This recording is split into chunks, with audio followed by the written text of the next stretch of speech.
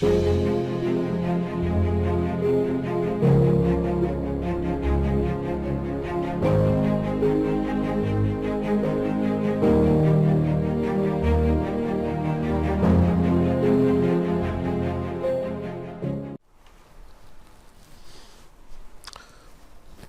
maintenant pour l'exercice.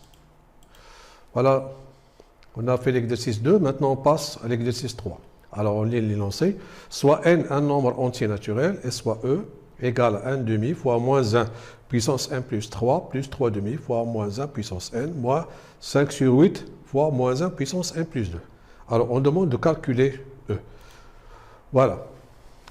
Donc, déjà on a ici l'énoncé. Alors tout simplement, par exemple, moins 1 puissance n plus 3, je peux l'écrire moins 1 puissance n fois moins 1 puissance 3. Donc moins 1 puissance n fois moins 1 puissance 3, c'est moins 1 puissance, là ici en addition les exposants, n plus 3. Je garde 3 demi fois moins 1 puissance n. Alors la même chose ici, moins 1 puissance n plus 2, je peux l'écrire moins 1 puissance n fois moins 1 puissance 2. Donc, on remarque ici que nous avons moins 1 puissance n, c'est un facteur commun. Donc, je factorise par moins 1 puissance n. Alors, j'aurai ici 1 demi fois moins 1 puissance 3 plus 3 demi moins 5 sur 8 fois moins 1 au carré. Donc, je garde moins 1 puissance n. Maintenant, je mets des parenthèses. Alors, remarquez bien que vous avez ici moins 1 puissance 3.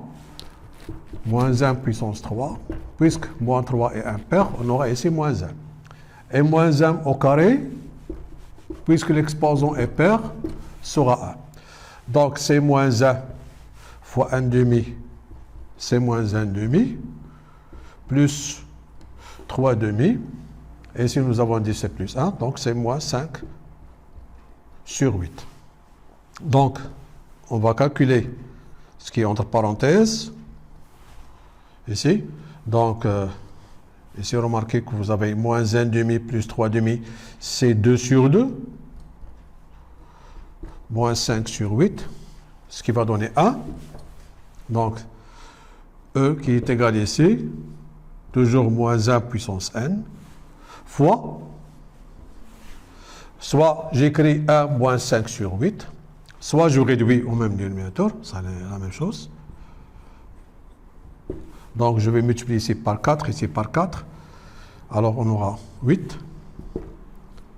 C'est moins 1 puissance n fois 3 sur 8.